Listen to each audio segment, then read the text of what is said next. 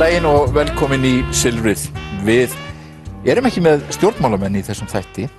Það er svona ýmsar ástæður til þess en það er gaman að heyra fólk tala kosningarnar sem eru ekki beinlínis í framboði og við tölum í kringum stjórnmálin og í kringum kosningarnar. Það er fullt af þáttum sem eru með frambjóðendum. Við fáum hérna seinna í þættinum Hallgrím Óskarsson sem að það er maður verkfræðingur með ýmsar kenningar það hvers vegna og hvernig stjórnmálin hafa þróast á þann veg sem þau hafa gert þessa gjá sem er milli almennings og stjórnmálamanna og fleiri í þeim dúr. Þorleifur Örn Arnarsson, leikstjóri, kemur hérna eftir og hann er að setja upp leiksýningu stóra leiksýningu sem er byggð á ekki sérstaklega bókmenntaverki en það er rannsóknarskýrsla Alþingis. En við byrjum hérna með framkvæmdastjóranum Gunnlaugi Jónssyni, Hjálmari Gíslasyni sem er maður sem vakti hér mikla athygli hér í þáttum fyrir nokkuð mörgum árum, býr í Bandaríkjunum og starfar í gagnamálum, varst hjá Data Market hérna og er núna hjá öðru fyrirtæki í Bandaríkjunum. Aðalheiður Ámundadóttir sem er svona ævintýrakona og fer víða. Þú varst nú tíma hér með Pírötum og nú ertu orðin lögfræðingur en ert núna orðin blaðakona á Fréttablaðinu. Og Runólfur Ágústsson sem er í maður svona ýmsum verkefnum. Ekki að segja það. Jú, má segja það. Já, sko byrjum á mér langar að byrja á þessari grein sem að Guðmundur Steingrímsson skrifaði í Fréttablaðið í gær og vakti mikla athygli. Hann talar eineltis umhverfi í stjórnmálum og hann lýsir því að sko hann og börnin hans og allir hafi orðið fyrir ára sem þetta bara verið verulega óþægileg upplifun að vera í stjórnmálum á Íslandi. Hvernig horfir þetta við þig? Þú varst náttúrulega á þingi eða í kringum þingið. Já, þetta kemur ekki á óvart það sem hann er að segja og svo tími sem ég var að vinna í þinginu þar heyrði ég svona og varð vör við þetta og ég man eftir því sérstaklega hvað sló mig einhvern tímann þá vorum við nokkur bara í kaffi og vorum að spjalla og fólk var að rifja upp reynslu sína af mótmælunum þarna eftir hrunið.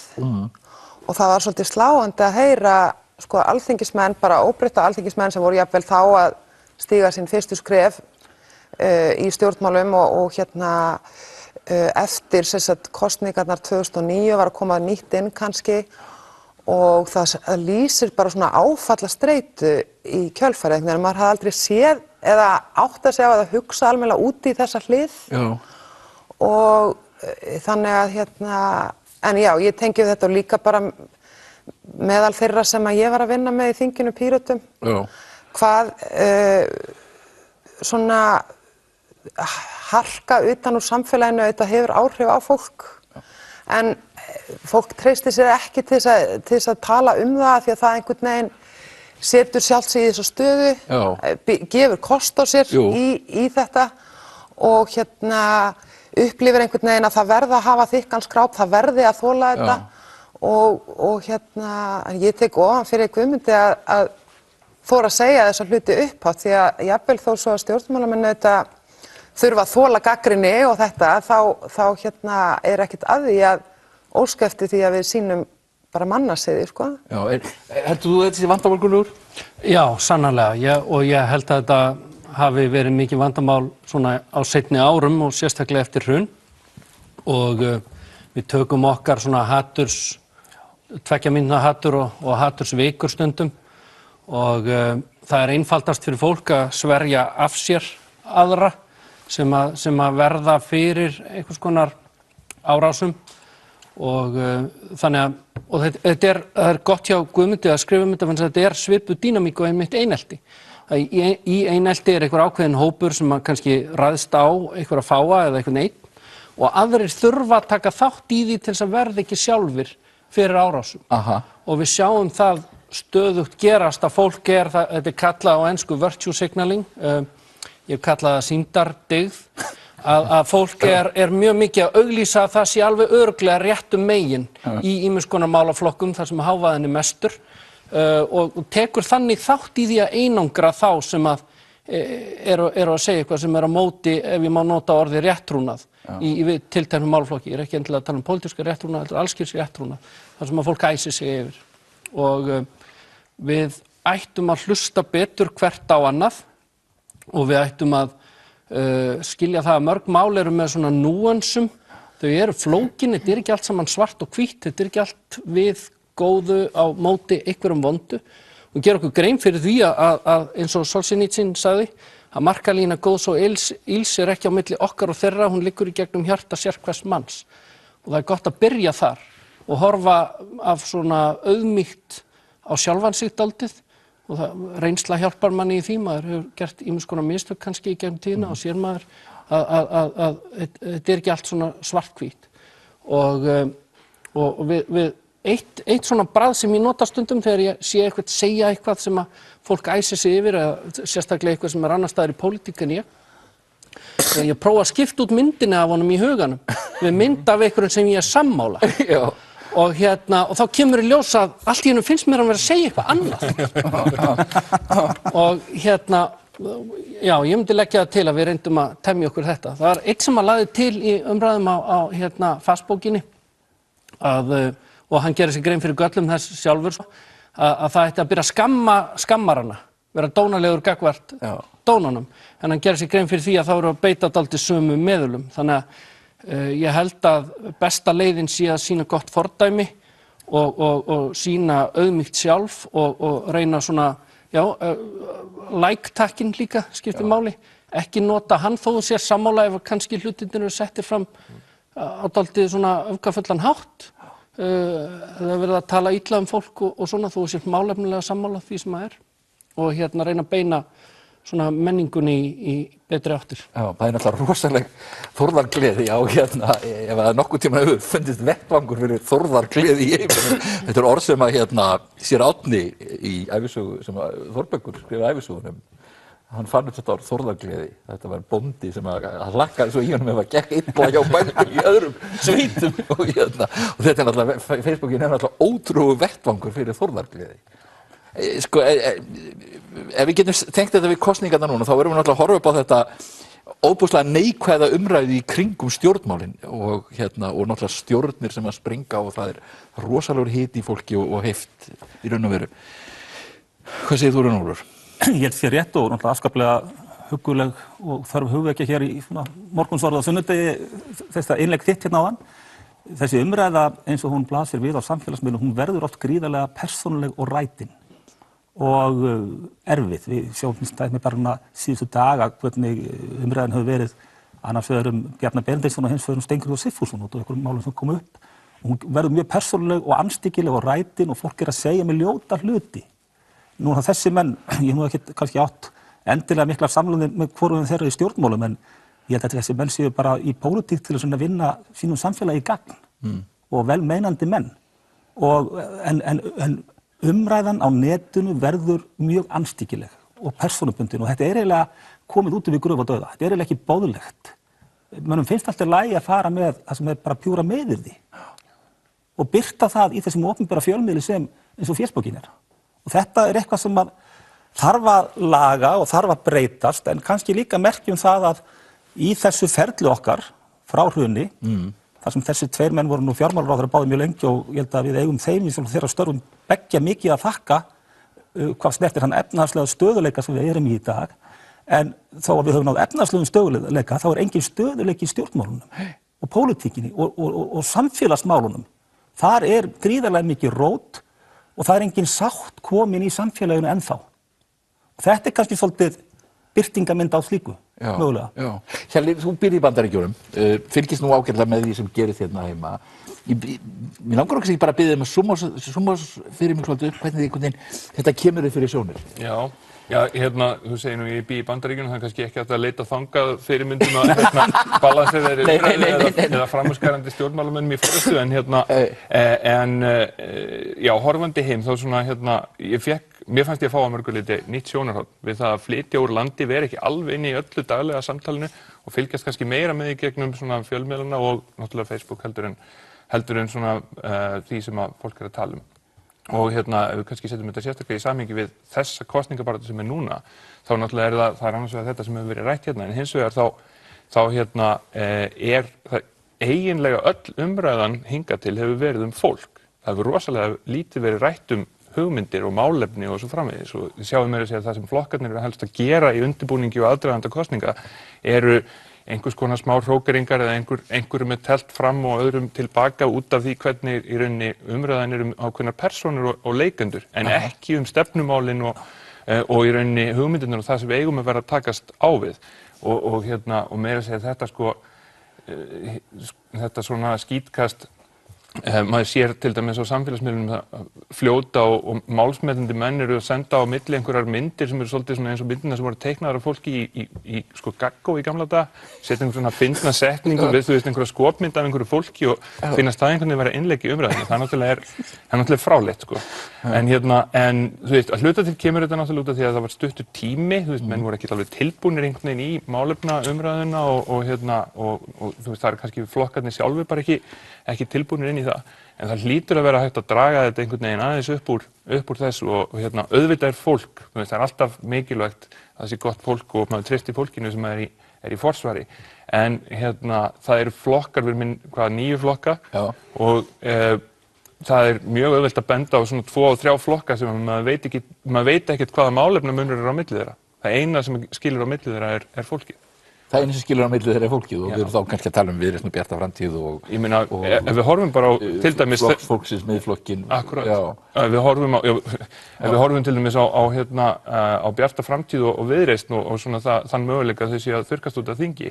Þetta var náttúrulega fólk sem greinilega vann mjög vel saman í stjórnarmynduninni síðast og virtist ganga vel að vinna saman í stjórn, eru núna bæði að mæla svona rétt undir þessu mörkum.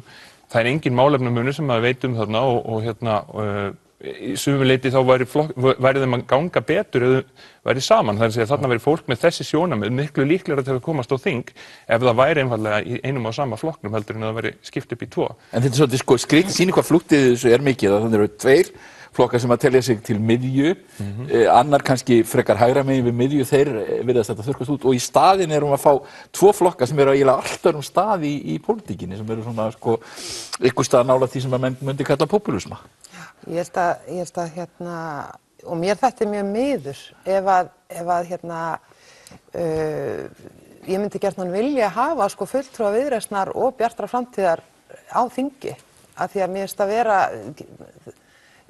mikilvæg sjónarmið sem að þessir flokkar standa fyrir líka.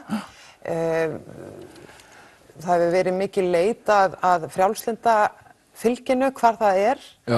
Ég held að staðan sem að stjórnmálin er í, ég veit ekki hvort að það er staðan sem þjóðin er í eða hvað, ég held að flokkarnir sé ekkert síður að reyna að átta sig á hvað þessar kosningar snúast en allir aðrir. Þeir eru einhvern veginn að leita af hverju erum við að gera þetta núna, hvað vilja það við tölum og svo elta þeir einmitt þessar búblur. Hvað vill fólkið að við tölum En svo fara þeir og elta einhvern veginn þessar búblur eða þessa reiða fólkið eða þá sem eru að kalla eftir hin og þessu einhvern veginn og það er einhvern veginn elt.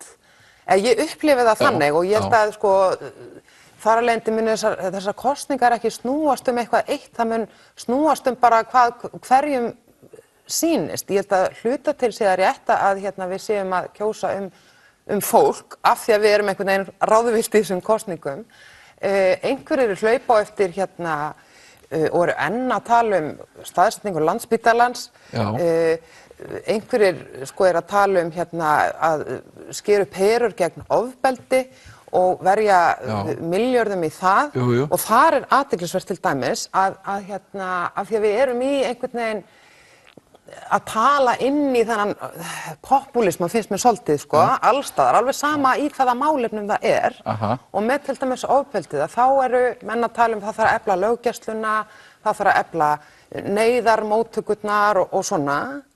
Á meðan mér finnst það blasa við og mér finnst það augljóst að við ætlum að einhvern veginn minnka ofbeldið, að berjast gegn ofbeldi, að setja þá að sturta öllum þessum milljörðum í fangelsiskerfið og í betrunarstarf. Af því að þar er möguleikinn á því raunverulega að fækka glæpamönnum, minnka þjáningu til hagsbóta fyrir alla. En það talar enginn það af því að það er bara ekki vinsælt í dag. Nei. Þannig að menn þora einhvern veginn ekki alveg í það. Það var enda, við höfum búin að gangi í gegnum tíma þar sem hlutinni snerust svolítið við að yfirleitt sko refsigleði talin bundin við hægri væng en síður við vinstri væng en allir við gengum í gegnum tíma þegar vinstri vængurinn varð opbúslega refsiglaður sem eiginlega svona pínlítið svona óvænt moment að sömu leyti. En mér finnst við í þessum kosningum alltaf vera að tala inn í einhverja svona, við erum að tala við reiða fólki, einhvern veginn bara. Og svo þetta sko ákveðin hópur sem vill stjórnarskrá en það hérna Guðlaugur, hvað finnst þér þessar kosningar snúast? Ertu búin að átta þig á því? Nei, engan veginn. Ég veit ekki, ég bara stend á gati með það. En það væri ágætt ef okkur tækist að svona vinna okkur út úr þessari reiði og þessu sálarástandi sem er búið að ríkja hjá okkur og er alls ekki bundið við Ísland, heldur önnur lönd líka. Og kannski tengist þetta einhvern veginn samfélagsmiðlum og því að skilaboð þurfa að vera stutt og einföld til þess að allir skilja og þá verða umræður yfirborðskenndar og einfaldar og ekki pláss fyrir neitt sem að vill núans eða neitt slíkt og fólk drífur sig að sverja af sér alla sem ekki fylgja einhverju svona einhvers konar teiknimynd af skoðunum sem maður á að hafa. Mér finnst áhugavert að það eru þessi upplausmál eins og til dæmis grein Ásmundar í gær flóttamannamálin. Já. Og það nú eitt mál sem er verið að ræða og þarf sjálfsagt að ræða. Ég hef dálítið sérstaka afstöðu í því vegna þess að ég sé það úr svo mikilli fjarlægð því að ég vil opin landamæri. Þú ert náttúrulega frjálshyggjumaður og vilt bara opin landamæri. Já. Og þess vegna finnst mér pínulítið hjákátlegt þegar fólk sem í megindráttum vill hafa þau lokuð en vill aðeins fleiri innflytjendur heldur en Ásmundur er að ráðast á hann eins og einhvern mjög vondan mann. Já. Og ég geng út frá því hvorugur hópurinn er neitt sérstaklega vondur, það er svona smá áherslumunur á milli ykkar frá mínum bæjardyrum séð. Samt tekst ykkur að draga ykkur að mjög mjóa línu þarna á milli ykkar og hatast yfir hana. Og og við erum að gæta okkur á þessu. Við erum eins og gagnvart honum að fólk er náttúrulega eðlilega á varbergi gagnvart svona, það sem kalla má mikil föðurlandsást og slíkt vegna þess að það leiðir oft af sér hérna myrkur hlið, kærleikur í einhverjum hópi leiðir af sér stundum og reyndar mjög oft einhvers konar andúð á einhverjum öðrum.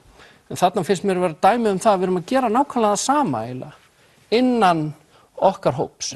Við erum að skapa andúðina á honum og gerum okkur ekki grein fyrir því að eins og ég sagði áðan, markalína góðs og ills liggur í gegnum hjarta okkar allra. Kannski að ég skrifa orðið hérna einmitt þessa grein eftir Ásmund Friðriksson, Sunnlending. Hann auðvitað er að endurspegla ákveðin viðhorf þarna út úr samfélaginu. Og hans greinilega er tvíþætt. Annars verður hann að fjalla kostnað við móttöku og hælisleitendum. Það er í sjálfsagt alveg gild umræða. Já. Hins vegar... Hann setur enda fram alveg óbóðslega skrýtna tölur. Já. Hins vegar stillir hann þessum hópi upp sem einhverja andstöðu eða einhverja andstöðu við eldri borgara og öryrkja og eldri borgarar og öryrkjar séu ekki að fá þjónustu vegna þess að við séum að þjónusta flóttamenn. Það er auðvitað mjög sérkennileg framsetning og ekki eiginlega boðleg. Og stuðlar að núningi og jafnvel hatri. Já. Og þetta er ekki góð umræða, en auðvitað hefur hann málfrelsi eins og aðrir og ég held reyndar að þetta sé kannski merki það að þessi mál sé að poppa svona meira upp í pólitíkinni og í samfélaginu. Við höfum svolítið verið með þetta undir loki og hversu lengi það heldur.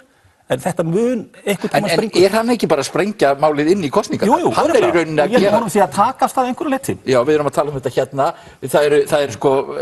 Það er bylgja sjálfstæðismann á netinu sem er að andmæla honum, er það ekki sagt? Alveg hárrétt. Já, þú fylgdist með því í morgun. Hvað var þetta? Til að mynda kom ágætis færsla áðan frá Unni Brá Konráðsdóttur, þar sem hún var nú að anda þessum sjónarmiðum sem Ásmundur setti fram. Sem er í sama kjördæmi. Það er mjög athyglisvert líka að horfa einmitt á lista sjálfstæðismanna á Suðurlandi, í Suðurkjördæmi, þar sem eru 3 kallar í 3 efstu sætunum og þessi mjög hæfa kona, forseti Alþingis, einhver hæfasti stjórnmálamaður landsins sem setti 4. sæti. Og þetta er svolítið partur líka að mér finnst þetta áferðin á þessu vera eins og sko, aftur á miðöldum nánast eða sem sé frá allt öðrum tíma. Þetta er ekki boðleg framsetning á framboðslista til löggjafarvaldsins. Frekar en kannski þessi þáttur hér er boðleg framsetning með sama hætti fyrir fjórðavaldið. Við erum hér 4 kallar og 1 konur og þetta er ekki boðleg framsetning sko, bara fyrir til að hafa í huga fyrir framtíðinni. Við erum hér eins og sjálfstæðismenn á Suðurlandi. Segðu mér hérna, Aðalheiður, hvað, svo er konan fáin málið, hvað hérna? Já, mér finnst eiginlega... Var þetta ekki von að þetta kæmi og það er spurning hvort að kosningabaráttan mjög þá dragast í þessa átt? Jú, mér finnst eiginlega bara ömurlegt að þurfa að við séum að tala um þetta hérna, sko. Mér finnst þetta, ég á eiginlega ekki orð til þess að lýsa því hvað þetta er dapurlegt. Þetta þekkja allir viðhorf Ásmundar í innflytjendamálum og til bara útlendinga og þau voru alveg ljós á síðasta kjörtímabili, þau voru alveg ljós áður en að hann var settur í forystu í þessu kjörtími og þannig þetta kemur ekkert á óvart sko og það er alveg sama held ég hvað menn hérna reyna að sverja hann af sér eða gagnrýna hann fyrir þetta, honum er alltaf klappað af sínum stuðningsmönnum sko, það er sem hann á fyrir þessi viðhorf og ég held að það sé alveg sama hvað ég segi álit mitt á því sko og hérna og ég veit ekki hvernig sko ég hef ekki ráð fyrir sjálfstæðismenn hvað þeir ætla að gera til þess að hérna eins og Gunnlaugur segir sko sverja hann af sér, ég veit ekki hvort og hvernig þeir ætla að fara að sverja hann af sér, ég veit það ekki. Mjög margir hafa gert það í mínum fastbókarflaumi, mjög margir og hérna mér finnst það ég er ekki alveg sammála þess að mér finnst þetta hálfgerður heigulsháttur sko. Mér finnst að fólki að takast málefnilega á við þetta og fjalla þessa grein málefnilega eins og þú varst að gera að einhverju leyti áðan en getur náttúrulega ekki klárað á svona skömmum tíma og mér finnast spurningarnar sem hann ber upp ekkert vera þannig að það eigi ekkert að fjalla þær sko. Við búum í þjóðfélagi þar sem að mjög stór hluti af neyslunni er samneysla þar sem eru takmörkuð fjárráð og það er eðlilegt að tala forgangsröðun í því öllu saman. Algjörlega, en á sama tíma það er hins vegar sko, það er ekki eins og þessi ekki verið að taka þessu umræðu. Það hefur, öllum þessum röddum hefur verið svarað mjög málefnalega og einhvern veginn það er síðan kallað af þeim sem að setja fram sko staðleysuna, það er kallað þöggun sko, þegar er raunverulega tekist á það þeim er bent á staðreyndir sko. Ég verð pínulítið, ég verð nú eiginlega bara reiður þegar ég les svona vitleysu eins og eftir Ásmundi í þessu tilfelli að hérna bæði bara hversu illa er farið með staðreyndir sem fer alltaf í taugarnar á mér. Þetta er bara beinlínis rangt, það er mjög auðvelt með að segja bara skalinn á tölunum með þannig að það gengur ekkert upp sko. En það eru 3 til 222 milljarðar. 220 milljarðar sko. 3 til 222 milljarðar. Það er mjög breytt. Talan er bara svo stór að hún getur ekkert, hún á ekkert erindi í umræðuna. Og hins vegar það að sko náttúrulega mannvonskan sem birtist þarna, ef við setjum þetta í alvörunni í kannski samhengi hans, það eini munurinn á Ásmundi og einhverjum jafnaldra hans sem er að flýja Sýrland og hérna kemst á land einhvers staðar með einhverjum flóttamannabáti er að þeir fæddust í sitt hvoru landinu og við vitum að minnstakosti að flóttamaðurinn er duglegur að bjarga sér sko. Hérna, ég ætla ekki að segja að Ásmundur sé það ekki en við höfum allavega sönnun þess að sá sem komst í land með einhverjum flóttamannabát hann gerir allt sem þarf til þess að koma sér áfram. Ég held að sko það er partur af þessari stöðu sem við erum í samfélagsumræðunni og kannski stjórnmálum líka er að staðreyndir og svona faktúal hlutir skipta ekki eins miklu máli af því að fólk getur bara elt alls konar vitleysu inn í alls konar búblum bara ef við myndum öll einhvern veginn vera meðvituð það hvað fólk sem hefur komið hingað og eignast líf hér á landi eftir hrakningar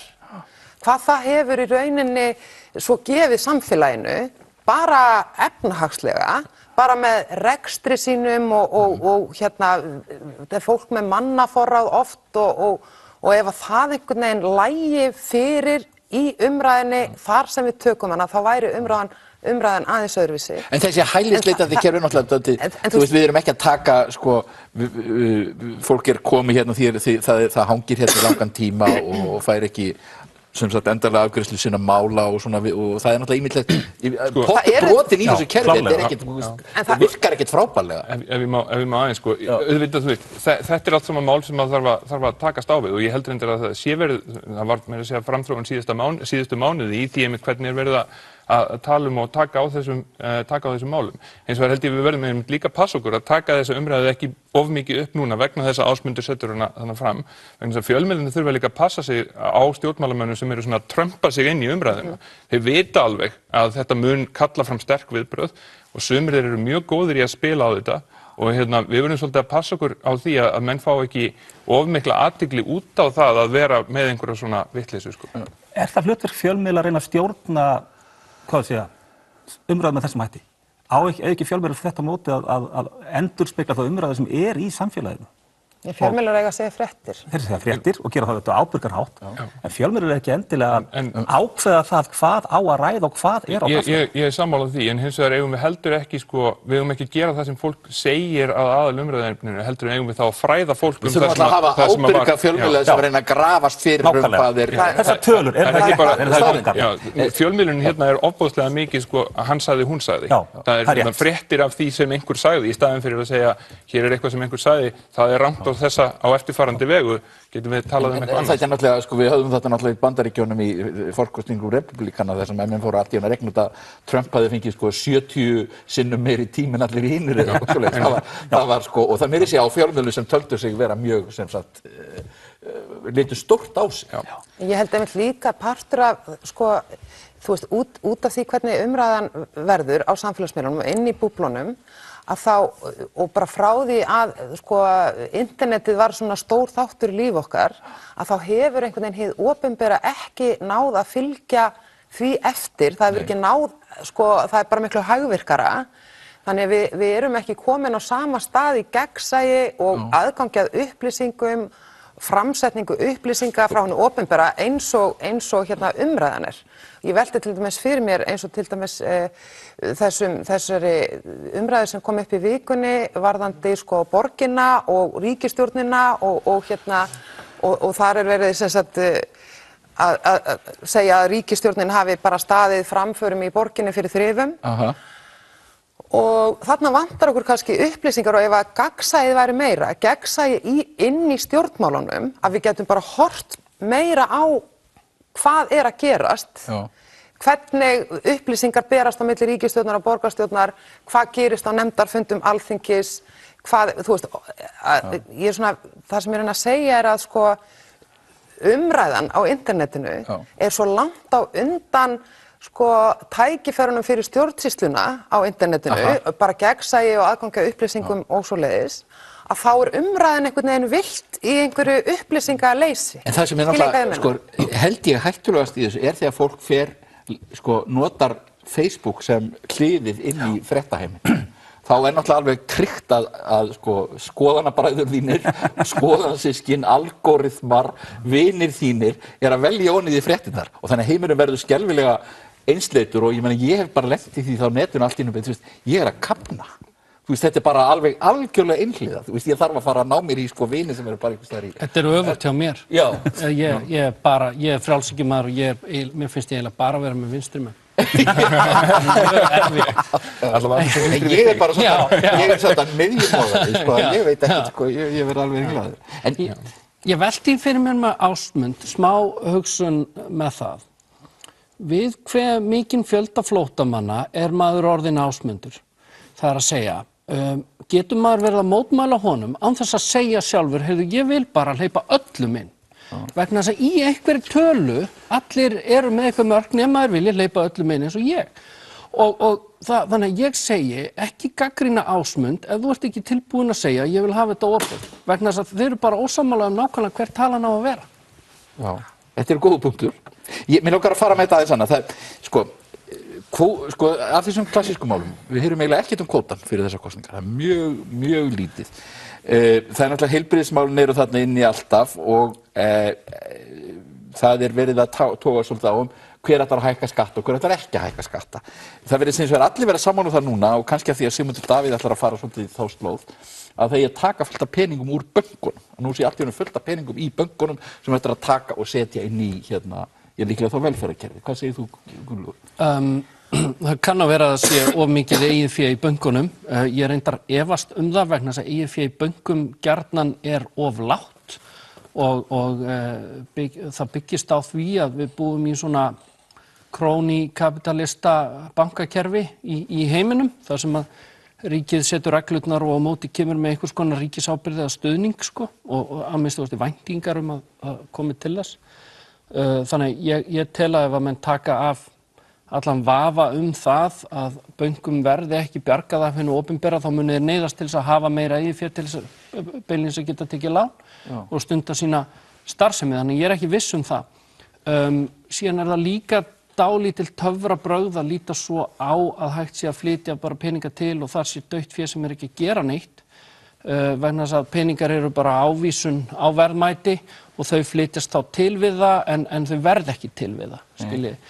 Og þannig að ég hef svona ákveðnar efasemdir þetta en þetta er dálítið tæknilegt og maður að setja sig ofan í þetta dálítið djúpt. Já, hvað segir þetta einhvern veginn, það virðist að aðalega, þetta virðist allavega eitt að svona, stórum málum. Já, sko ég reyndar ég hef svona frekar sterka skoðun á bankamálum og fjármálageiranum yfir höfuð. Hann orðinn alltaf stór, það alveg ljóst. Þriðjungur af öllum hagnaði í heiminum í fjármálafyrirtækjum og eitt af uppáhaldsorðunum mínum í íslensku er raunhagkerfið og það sem bendir til þess að það sé annars vegar til eitthvað raunhagkerfi og svo eitthvað sem þá ekki raun, sem þá fjármálageirinn sko. Og bankar eru mjög mikilvægir og þeir þjónusta í rauninni raunhagkerfi og þar sem verðmætasköpunin verður til, en við höfum einhvern veginn sko gleymt því og þeir eru orðnir einhvern veginn svona miðpunkturinn í þessu öllu saman. Þannig að sko aftur, þetta er náttúrulega mjög tæknilegt mál að fara í einhverjum smáatriðum, en ég held að það sé að gera að nota tækifærið núna þegar að bankarnir eru þannig og þessi geiri þannig að meira og minna í höndum ríkisins til að allavega staldra við og hugsa málið og hvernig viljum við byggja upp þennan hluta atvinnulífsins og efnahagslífsins heima.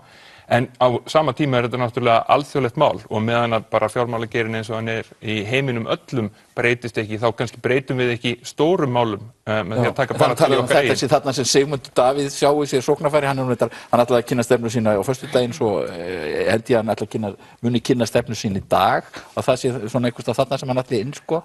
Ég held líka að Miðflokkurinn mun örugglega fara með mjög markvissum hætti fram með það að efla landsbyggðina.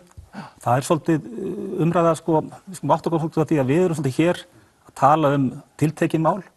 Ég finn það til bara vinir mínum vestur á fjörðum að þeir eru að tala eitthvað allt önnur mál. Já.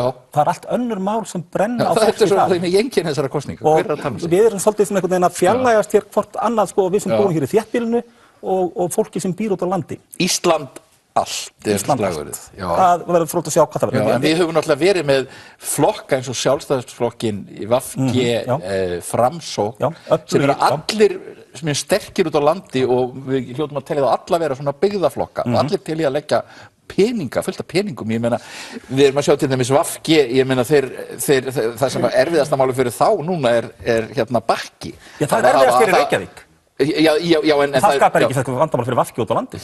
Nei, það skapar engin vandamál fyrir það hafa byggt þarna heil veggöngu til þess að flytja kol. Og VG kannski er mjög gott dæmi þennan svona, aðskilnað innan gæsalappa. Það er að segja, ég held að kjósendur VG á höfuðborgarsvæðinu sé allt annar hópur en kjósendur VG á landsbyggðinni. Hér á höfuðborgarsvæðinu mjög sterk femínísk áhrif í VG. Út á landi eru bara svona gamlir atvinnulífskommar. En þetta Hvorttveggja hið vænsta fólk, en kannski á ekkert gríðarlega mikið sameiginlegt. En þetta gerir flokknum óbúslega erfitt þegar hann kemur ríkisstjórn. Það gerir það, mögulega. Ég verð að segja sko að því að þessi göng sem þú nefnir, þau eru nú liggja nú undir æskuheimili mitt á Húsavík, beinlinni sko, og fari gegnum hellana sem að við sigum í gamla daga krakkarnir á Húsavík.